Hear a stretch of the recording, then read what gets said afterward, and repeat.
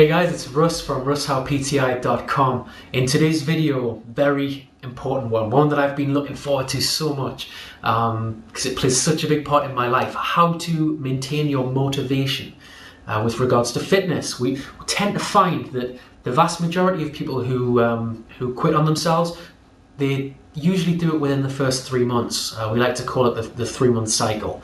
Anyone that's been training regularly for longer than that will tell you that once you get past that initial stage, something truly wonderful happens to you.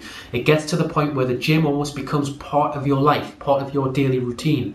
To the point where I'm sure other people watching this video have experienced this. If you miss a session, it just ruins your damn day. Honestly, you feel like, oh, I've missed a session, that's it. You know what? Don't talk to me, get out of my face, I missed a session. Your friends don't want to be around you because you're just this angry guy. But yeah, it just, honestly, you feel like you've not done enough. You want to be in the gym and you want to be pushing yourself and getting the results. But quite often people fall at the first hurdle, you know, they don't reach that stage where the results take care of themselves beyond that stage. So in this video, we're going to show you how to maintain your motivation so that you don't fall into those traps. I'm not just speaking here as an instructor or a trainer, but also as I almost said user there. I mean, as a gym user. Yeah, I'm speaking as a gym user myself, okay? Because obviously, you know what? I like to use the gym too, and I'm at that stage now where I don't want to miss sessions. But I see it all the time in the gym. People starting new programs and then they're gone within 2 weeks. So in this video we'll show you just, I think, 3 or 4 different free tips on how to stop that from happening. Okay, it's very easy, very easy. Step number 1, short-term goals. I cannot overstate how good these are. Short-term goals are fantastic. Now, don't set unrealistic heights, okay? Set one long-term goal, that, you know, the ultimate place that you want to be, maybe, I don't know, 5 years from now or 2 years from now. And be bold, you know, push yourself with that. If you've got the determination to make it happen, don't be afraid to say, you know, I want to reduce my weight from X amount to X amount. As long as it's not something ridiculous, something that you truly know that if you push yourself hard enough, you'll get there. I always say, when I'm trying to encourage people to push themselves a little bit harder, I like to say things like, actually one of my personal favorites is, don't tell me the sky's the limit when there's footprints on the moon already. You know, so don't be afraid to just push yourself a little bit with that one, the long-term goal. That's where you want to be. Now, every other goal you set, though, should be short-term. Things like, this month I want to increase my bench press by 5 kilograms. Okay, or this month I want to increase my squat by a couple of kilos here. Things like that will give you so much motivation when you achieve that. It might seem like a little goal, but honestly, you keep doing it, and every month it feels like you're starting fresh the next month. It doesn't feel like one big long road. You don't look at yourself at the end of day 1 and go, man, you're just thinking of that goal 2 years down the line. No, because you're thinking of, in a couple of weeks, I've got to have this, this, and this done, and it just breaks it up. You know, it's easier if you break it up, make it smaller. Okay, number 2, I would say, okay, with regards to weight, particularly with ladies, go off what your clothes feel like rather than what the scales say, particularly at the start. I explained in another video the common thing which happens to people when they first start training. In the first month, they jump on the scales and they haven't lost any weight, or maybe they've even put some on. Particularly with the ladies, you don't. Oh, as a gym instructor, I don't like being in that situation. The lady just gets on the scales and they're like, what? And you just, you're just like, oh crap, if I don't move, she can't see me, that sort of thing, you know. But yeah, in another video, I explain it in more depth. Feel free to watch that. But honestly, don't go off what the scales say.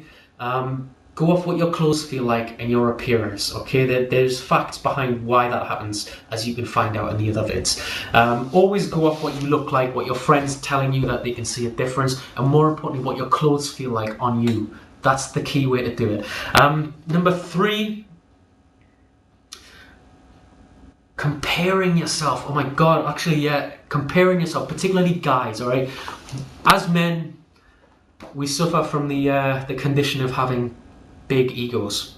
Sorry, it's just how it is. Pretty much all of us do that. particularly in the gym. And what we tend to do when we're starting out is we'll look at a picture of someone like Flex Wheeler, Kevin Levrone, Arnold, and we'll go, right, this is it. Serious as hell, you know. By summer, I'm going to have arms like him. I'm going to do Arnold's plan. I'm going to get arms big as Arnold. And we're seeing this in May, you know. There's nothing the male ego can't accomplish. But the fact is, okay, now, bodybuilders like that, to become a bodybuilder, it's not just a case of hitting the gym hard. You have to sort of be blessed with your genetics as well. That's why they stand out so much. Plus, obviously, they've got the latest sports nutrition, which a lot of people can't afford, you know. And comparing yourself to people like that, it hurts you more than it helps you, because it's like setting an unrealistic goal. Something that most people, 99.9999% people out there, are not gonna look like Arnold or, you know, Flex Wheeler or any other pro bodybuilder. It's just how it is. Okay, that will help you more than it will hinder you, because it allows you to then not be afraid to just experiment a little bit. You know, do what works for you. I see so mmany guys just following their friend around the gym because their friend happens to be big. It doesn't mean that their friend's program is automatically going to work for them. A lot of the reason their friend got those results is because he wasn't afraid to, you know, to try different things, to try and experiment and get a bit creative. That's the true reason to be successful. Okay, just to try and start thinking for yourself. There isn't one set program that's going to change your life for everyone. There isn't one right program and loads of wrong ones. The last thing I want to focus on here is pictures. Taking pictures is wonderful. You might think it sounds stupid, but you'll regret this if you don't do it, guys. Honestly, it's my top tip. That's why I saved it till last. It's obviously free to do as well. You know, pretty much all of us got at least a camera on our phone. You can do that. Now, one of the reasons I'm suggesting this is because this is the biggest regret I have. When I first started out in fitness, I weighed 8 stone. I'd never used the gym in my life, and now I weigh over 14 stone. I wish I had more pictures from then, but the thing is, it shows your progress and it inspires you so much. But back then, of course, when I was 8 stone, you know, I just looked like I had some sort of disorder. Honestly, my friends thought I was ill back then. And the thought of taking a picture, I would be like, you know, no, get the camera away from me. I don't want to remember looking like this, you know. But now I'm thinking, my brother did the exact same thing. You know, I've trained my brother. He reduced his weight from 24 stone down to 17 stone, and his shape has totally changed. And I said to him, my biggest regret starting out was not taking damn photographs, you know, so don't make that mistake. And he did. Sure enough, he felt, you know, bad in himself at 24 stone. He was like, no, I don't want to be on camera, you know. And now that his life has changed, he's a different guy, he's getting his results, he's like, God damn it, blaming me, you know, why didn't you just take a picture of me? That's just how it is, I guess. You cannot win. But yeah, take a picture, not every day, don't be ridiculous. That would just be like looking in the mirror every day. You're not really going to see a difference.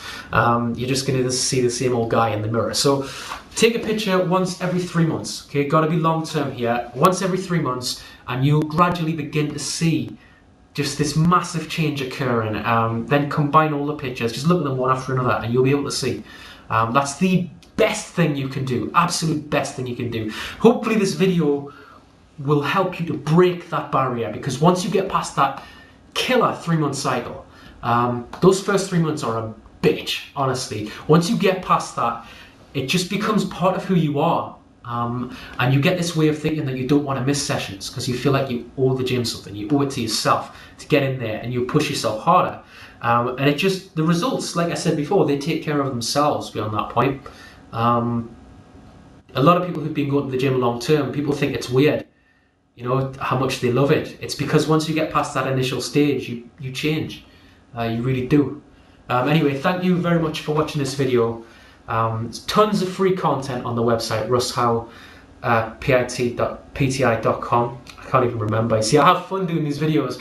I can't even remember what I'm talking about sometimes. I'm just sort of, I just enjoy talking about motivation and stuff. It's everything. I literally changed my life by looking into ways to motivate myself and stuff like that. So it's the thing I like talking about most. Anyway, if you want to visit the website, russowpti.com, everything's free. You can contact me personally. I love it when you guys post comments on there and ask me questions, because it means I can do videos. And I've had a few people come back and say, wow, I asked you a question and you did a video specifically about what I had said. I'm sure it feels a bit strange when that happens, but honestly, I love it. It's why I keep it free. It's what I do. It's just fun for me. So thank you. I hope this video helped. Bye bye.